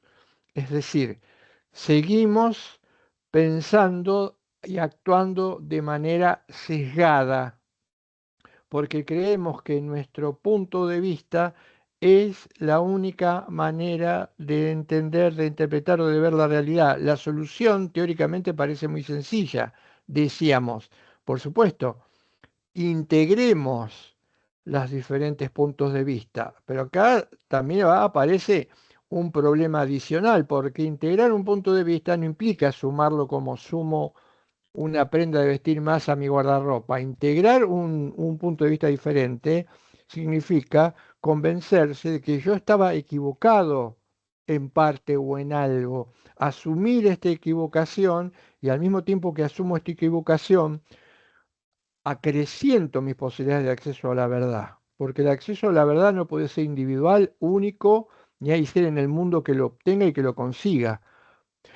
El acceso a la verdad implica con el acuerdo y el desacuerdo. Decir, tengo razón en algo, ¿qué implica? Si es que esto está bien construido, bien elaborado. Haber tenido que dejar de lado muchos puntos de vista que yo consideraba como verdaderos, consolidarme en unos pocos y sumar y reafirmarlos con otros que ya no me entrego yo mismo, sino que me entregan los demás. Por eso la verdad se alcanza y se construye en todos los terrenos, en todos los ámbitos, y esto es un déficit enorme socialmente hablando, también en el derecho, a partir de esos acuerdos y desacuerdos. Pero los acuerdos y desacuerdos no son esa pantomima de gritar más fuerte y entonces tener razón, de hablar y no escuchar al otro y imponer lo que yo creo y entonces considero que tengo razón o me ufano de que tengo razón, o porque hay 10 que me siguen en mi delirio y hay 4 que se oponen, entonces yo tengo la razón y los otros están totalmente, no se construye ni el conocimiento ni la verdad de esta manera. Por eso la tarea del derecho es, primero, analizar estas facticidades. Ahora, acá hay un dato importante. Dijimos, mi facticidad me condiciona y no me determina. Y vamos a ver si lo ligamos a esto con otro valor importantísimo que tenemos que manejar con el derecho, que es la libertad. ¿Qué significa que me condiciona y que no me determina? Los seres humanos no somos como los animales, que son estrictamente instintos, estímulo y respuesta al instinto. Y es un andamiaje que en los animales funciona de manera perfecta. El animal ante determinado estímulo siempre tiene una respuesta. Y en ese ámbito de estímulos y respuestas, instintivo no puede fallar, por supuesto, nosotros podemos intervenir. El ser humano interviene, por ejemplo, manipula la realidad y puede lograr que un animal no escape cuando el animal podría escapar en una situación de peligro simplemente con activar eh, una respuesta instintiva a ese estímulo que es la amenaza. Lo engañamos a los animales, luego los matamos, pero en principio el mecanismo, si no hubiéramos intervenido, le hubiese permitido seguir al animal con vida. Bien, pero esto no nos pasa a nosotros, no estamos determinados por el instinto, estamos condicionados. Por ejemplo, una situación que nos condiciona, una facticidad social. Supongamos, imaginemos haber nacido, nadie elige dónde nacer, cuándo, ni cómo, ni dónde, dato importantísimo a tener en cuenta, Y vivimos en una comunidad en donde el acceso a los bienes más importantes o fundamentales es muy difícil. Está presente la escasez, está presente el tema de que tenemos recursos, pero estos recursos nos los son quitados o nos los quitan alguien que tiene más poder, muchas veces con nuestra propia anuencia. Hemos sufrido como cultura muchísimos ataques, lo que ha hecho que otras culturas se hayan aprovechado de estos ataques, se hayan erigido como civilizadas y nos hayan convertido en bárbaros. Y hemos asumido que esa conversión en bárbaros es correcta y tiene que ver con nuestra impericia. Bueno, esta facticidad social, en este invento, nos condiciona enormemente. Sí, sobre todo si vemos nuestras posibilidades de desarrollo, a diferencia de aquellos que nos han hecho todo lo que acabo de contar en este ejemplo inventado. Nos condiciona. Ahora, eso implica que no vamos a poder salir nunca de esa situación de subempleo, de pobreza, etcétera, etcétera. No. Pero, como decía Héctor, y es un dato a considerar, hay facticidades sociales que si bien nos condicionan y nos determinan, son muy difíciles de superar y de conseguir los objetivos que si no existiese esa facticidad fuese distinto. Héctor decía, y compartíamos esta idea, a veces uno ve situaciones sociales en donde resulta difícil entender cómo esa situación no condiciona y la condición implicaría una respuesta porque son situaciones, podríamos denominarlas de opresión, son situaciones que oprimen en el día a día. Y uno pensaría eh, cómo no se produce una especie de explosión para salir de esa situación tan opresiva. Sin embargo, esto no ocurre, por lo cual vemos que la realidad social no es lineal. ¿Mm? Ahora, esta facticidad o esta situación es de muy difícil de entender. Primero, por aquellos que no la comparten. Segundo, por aquellos que formando parte de ese conglomerado tienen una situación social en minoría diferente y no ven la otra situación. Y lo que es peor, suponen, juzgan a partir de esta facticidad social que en minoría es diferente para los demás. Y ese es el principal peligro, ese es el principal error y ese es el principal problema que tiene que afrontar una sociedad cuando una minoría sesgada percibe o cree percibir una facticidad en todos que no es la de todos, sino que es la de ellos puntualmente en minoría y entonces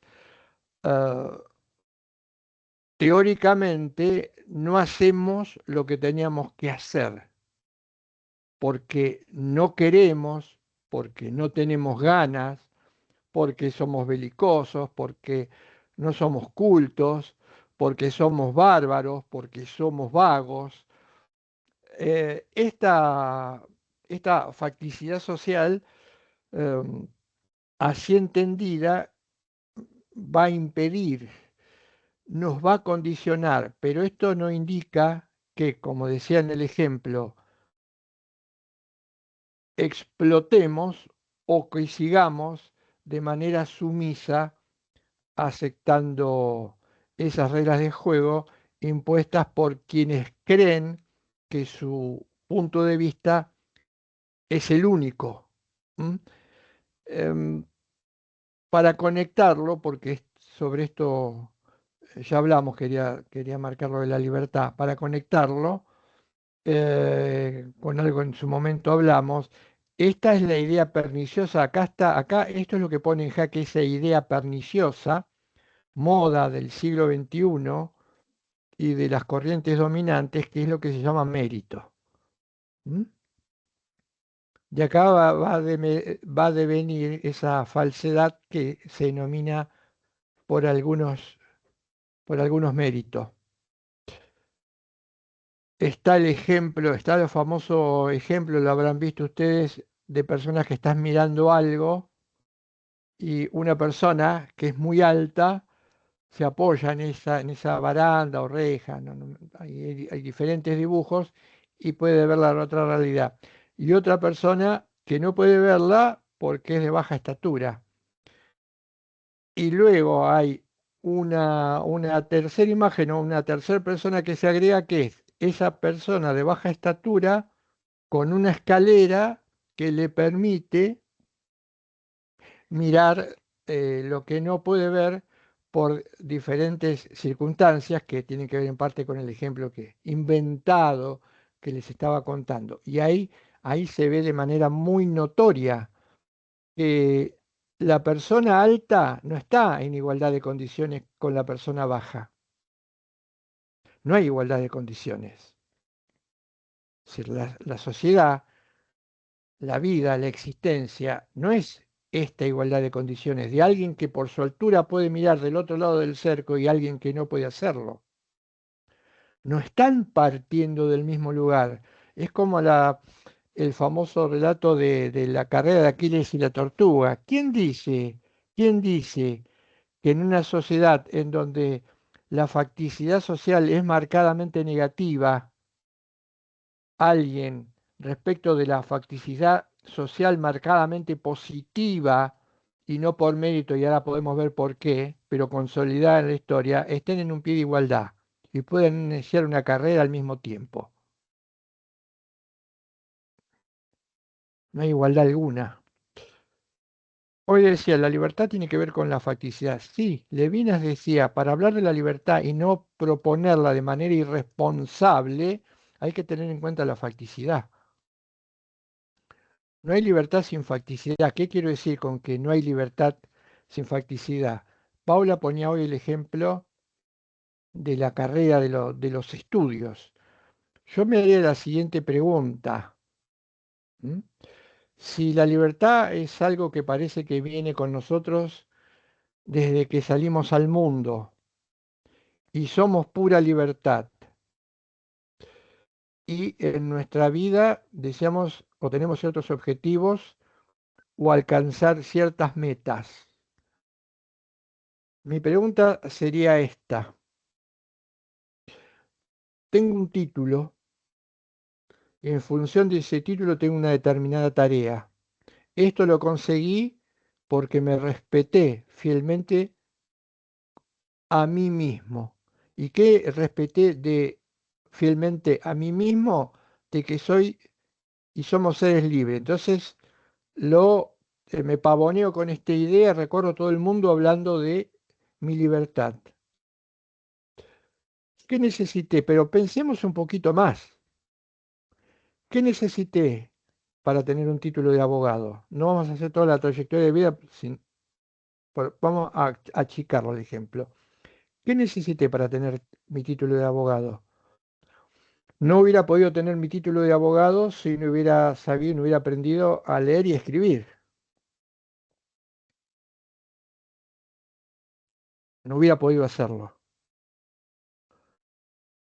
Ahora, ¿cómo llegué a leer y escribir? Porque leer y escribir no es algo que el ser humano traslada automáticamente cuando va creciendo y va apareciendo. El lenguaje, el hablar, no es algo automático.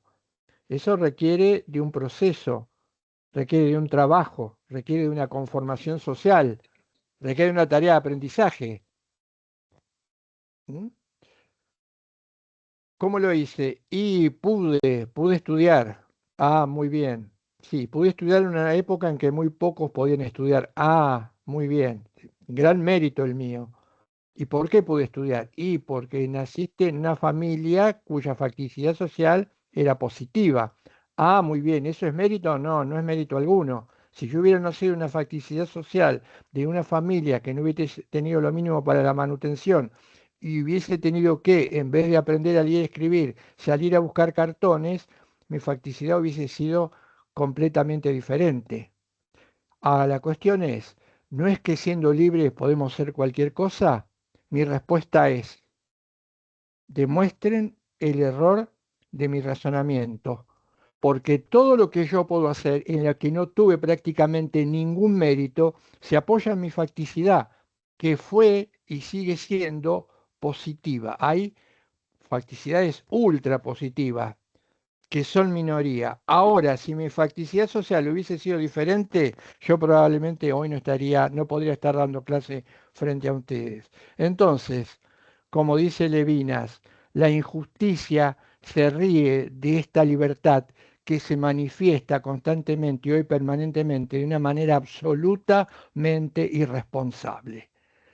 Y para ser libres hay que tener facticidad. Cuanto más facticidad y algo, cuanto más facticidad, porque los que hablan de libertad de una manera completamente descabellada, se olvidan de algo importante, que la libertad necesita de la facticidad y que la libertad no implica que no existan normas.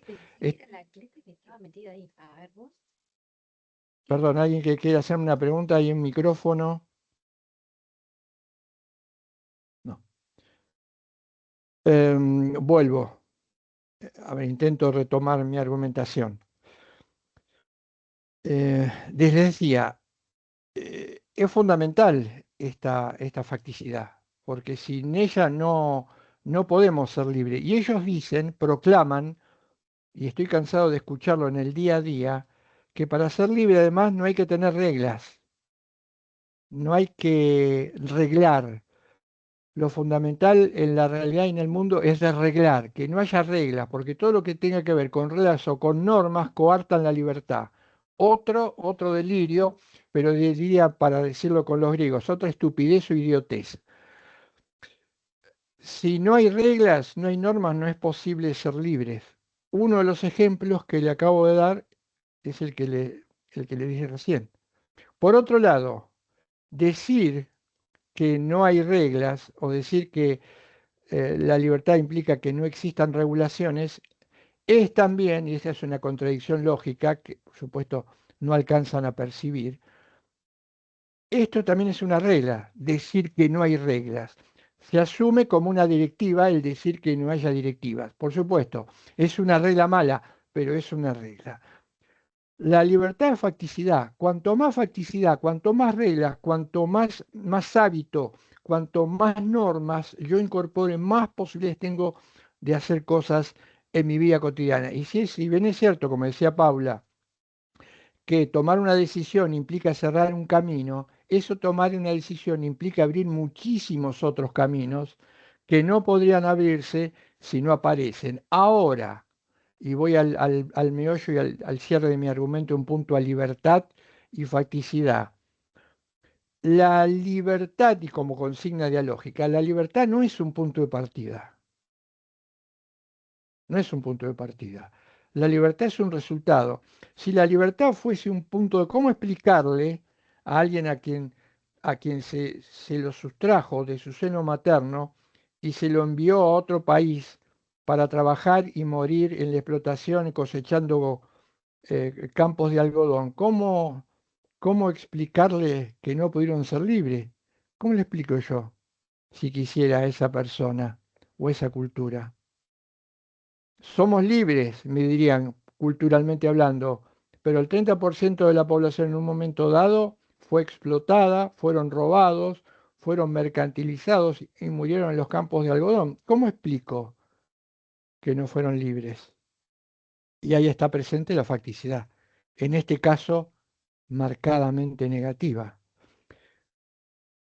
No es un punto de inicio la libertad, no es un punto, simplemente el resultado, difícil, pero es el resultado de llegar con otros, mis posibilidades, las posibilidades que yo hoy tengo, ¿cómo las tengo? ¿De dónde las saqué? Por mi vínculo, mi encuentro con los otros. Mis posibilidades son composibilidades. Quiero decir que hay cosas que yo puedo hacer que no sabía que podía hacer y solo pude hacerlas a partir de encuentros reales con otros. Hubo alguien, otro, que me hizo ver que podía llegar a tal cosa, podía descubrir tal cosa, era capaz de hacer esto. No lo hubiese podido descubrir por mí mismo. Por eso esa posibilidad, y puedo dar cualquiera, cuando toma conciencia de esto, puede encontrar muchos ejemplos, puedo dar fe que hoy despliego ciertas actitudes en mi métier que no creía que podía hacer y que solo accedí a ellas a partir de vínculos con otros. Fueron otros u otras las que me dieron o me dijeron, no necesariamente expresamente, sino me mostraron que yo podía hacer algo más de lo que estaba haciendo.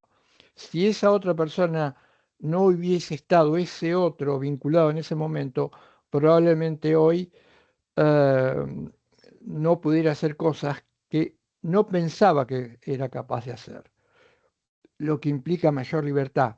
Pero esa mayor libertad no es la estupidez que brota como si brotara de una semilla, es el resultado de la interacción con otros, es el tramo final. ¿Mm? Soy libre en este momento, por esto como resultado final de un encuentro y la apertura de mis propias posibilidades. ¿Mm? No hay mérito, las posibilidades son con posibilidades dadas por otro. Em, si no, estamos escondiendo algo, como hacía Descartes, estamos escondiendo algo que está en el punto de partida. Descartes no lo sabía, por supuesto. No escondamos lo que está en el punto de partida para después hacer aparecer el resultado final como mérito de mí mismo, de lo individual. Juguemos limpios y lógicamente no escondamos lo que está en el punto de partida, que no es el mérito. Quiero agregar algo más para cerrar la idea, para cerrar esto. Decimos que el reduccionismo no nos damos cuenta de que somos reductivos. Esto es cierto. No nos damos cuenta de nuestro sesgo reductivo en las cosas que hacemos. Por lo tanto, no podríamos hablar de mala fe, porque si habláramos de mala fe, estaríamos dándonos cuenta que aquello que proponemos como cierto no es cierto. Y entonces ahí la cuestión cambiaría. Y voy a dar un dato más de lo que nos suele pasar a los seres humanos. Nuestro mundo está conformado por ideas. ¿Mm? Todos tenemos ideas. Las culturas han tenido ideas, ideales. Esas ideas las consideramos verdaderas o falsas. ¿Cuándo consideramos algo como verdadero? Cuando de alguna manera íntimamente nos convencemos de la verdad de aquello de que se trata. Aclaro, convencernos de la verdad no implica que realmente eso sea verdadero. Esta es una cuestión al margen. Pero adherimos y decimos, creo en esto, porque hay algo interno que nos convence de ello. Pero también, y esto es tan antiguo como el ser humano mismo, es cierto que muchas veces podemos creer y creemos en ciertas cosas, pero no por la fuerza interna de convicción que tengan. Y ahí vendría una pregunta. ¿Es cierto que podemos creer que algunas cosas son verdaderas, pero el motivo no es haber sido ganados por una fuerza interna de convicción? Sí. ¿Y entonces cuál sería el motivo? Si no es esa fuerza interna de convicción. Y el motivo es muy sencillo. Creemos porque hay un interés práctico detrás que sostiene esa creencia. Pero entonces, y esto es tan viejo como la historia de la humanidad, alguien decía, los romanos, un romano decía, no hay ningún lugar a dudas que los seres humanos solemos creer rápidamente con aquellas cosas que concuerdan con nuestros deseos. Gran acerto. ¿Mm? Esa tendencia a creer como verdadero aquello que sintoniza o simpatiza con nuestros deseos. Y acá vemos la idea del interés práctico. Y acá viene lo que Juan llama el problema de la ideología. Una ideología tiene tres acepciones rápidamente: conjunto de ideas, un cosmos de ideas, la consideración de un pensamiento como ideológico cuando es diferente al nuestro y nosotros creemos que el nuestro es verdadero y el del otro es erróneo, que es el concepto que se acuñó con ideas sobre las ideas de Marx, y un tercer concepto técnico, herramienta fundamental filosófico, que es el que nosotros usamos, que decimos que una ideología es, es la creencia errónea en la verdad de algo. ¿Y por qué errónea? Porque esto se apoya en un interés práctico, no en una convicción genuina de la verdad de ello. ¿Y esto cómo se traduce en la realidad? Esto se traduce en la realidad cuando nosotros usamos las ideas, el hombre usa las ideas para convertir una situación de facto en de iure. Pongo un ejemplo. Una situación predominante de un grupo sobre otro, por ejemplo, basado en su potencial armamentístico, es una situación puntual en la que uno domina al otro. Pero si es de facto, podría modificarse en algún momento. ¿Cuándo? En el ejemplo, cuando el otro grupo o sector adquiere tantas armas como las del primero, con lo cual ya empieza un conflicto. Pero quien está en una situación de superioridad sobre otro, elige otro camino, y es convertir esa situación de facto en una situación de iure. Por ejemplo, la historia de la humanidad muestra que los reyes o emperadores que tuvieron ascendencia sobre toda una cultura, esa ascendencia en los primeros tiempos era fáctica, pero siendo fáctica se podría haber modificado con el tiempo. Si algo es de facto, se puede cambiar, se puede modificar, no necesariamente tiene que ser perpetua. Entonces, ¿qué hace? ¿Qué hace el que está en esa situación? La convierte en una situación de iure. ¿Qué quiere decir que la convierte en una situación de iure? Y que, por ejemplo, un rey o un emperador dice que son reyes o emperadores porque la ley divina así lo marca. Un rey o emperador dice que son emperadores porque hace siglos que están, y esto tiene que ver con la naturaleza de las cosas, que es natural que haya alguien que manda y otro que obedezca. O bien por el proceso de la historia, como dicen algunos pensadores. La historia demuestra que siempre va a haber alguien que están arriba y otros que están abajo. Entonces, ¿qué hacemos con esto? Hemos convertido una situación fáctica de predominio de uno sobre otro en algo de iure. Porque entonces, si alguno se opone, dice, vos sos un mentiroso, nunca Dios te dio poder sobre nosotros, ahí entonces lo podemos tratar como ilegal. Estás desoyendo las leyes divinas. Si alguien dice, sos un mentiroso porque esta situación es así, porque se perpetuó en el tiempo, alguien contrarresta te dice, lo que vos estás diciendo es antinatural.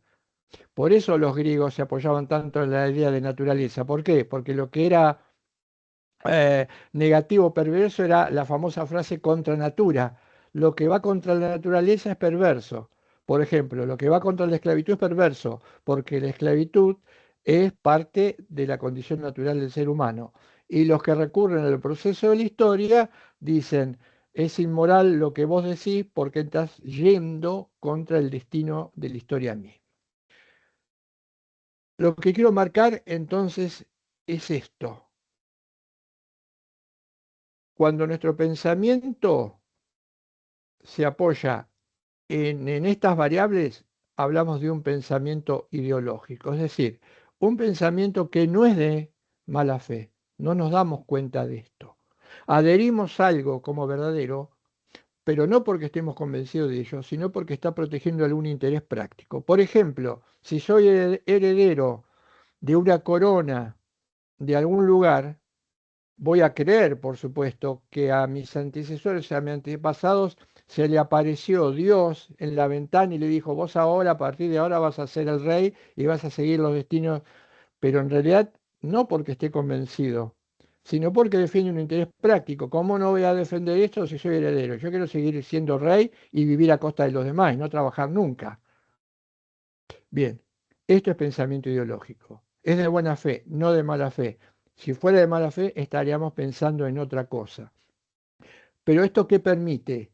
La ideología convierte a lo contingente en necesario, a lo relativo en absoluto y a lo útil, a lo inútil, a lo injusto o a lo falso en útil, moralmente hablando, justo y verdadero. Este mecanismo que se llama ideología y que también trabaja Quant, explica mucho de lo que acontece en nuestra facticidad y en nuestra situación actual.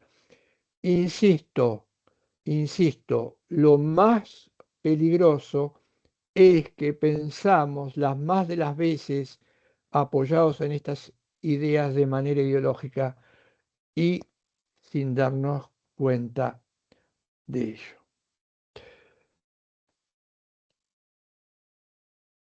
Esto también es un desafío para el mundo del derecho, porque ¿qué pasa si pensamos ideológicamente al derecho? Nos vamos a frustrar con esa herramienta con la cual pretendemos resolver esos desaguisados, porque fíjense, cuando una situación de hecho se convierte en una situación de iure, aparecen todos los problemas. Aparece la explotación, la dominación, la instrumentalización, la persecución, la censura, la exclusión, la pobreza, la desigualdad. Todas esas cuestiones en las que vivimos actualmente a nivel mundial, con diferencias, por supuesto, ¿no? Eh,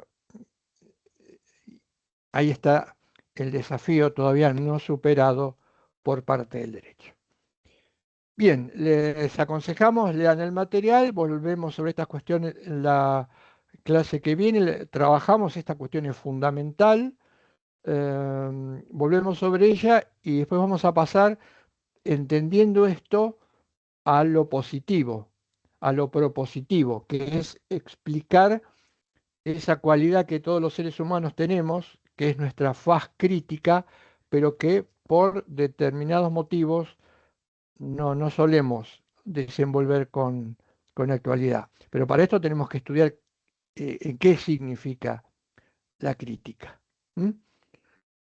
Nos vemos entonces en la clase que viene. ¿Mm? Los saludamos a todas, a todos y nos estamos encontrando el miércoles que viene. Vamos a volver a esta cuestión, repasar algo de ella, especificar algún punto más y meternos de lleno en nuestra condición crítica. Gracias y nos vemos el miércoles. Hasta la próxima. Hasta el miércoles. Hasta luego. Muchas Adiós. gracias. Adiós.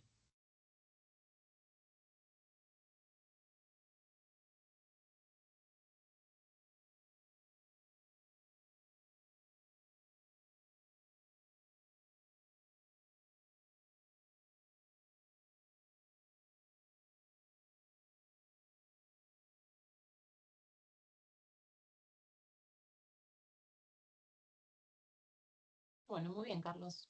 ¿Se Entonces, el cerró la miércoles grabación, siguiente Paula? No veo yo de acá. No, la va a cerrar Mari después. Ah, Ya cuando cerramos todo, ya a ella ya le queda grabado. Así que perfecto, nosotros cortamos y se corta. perfecto. Sí, sí. Así que bueno, ahora como está grabando, ya el miércoles que viene nos vemos y ya es la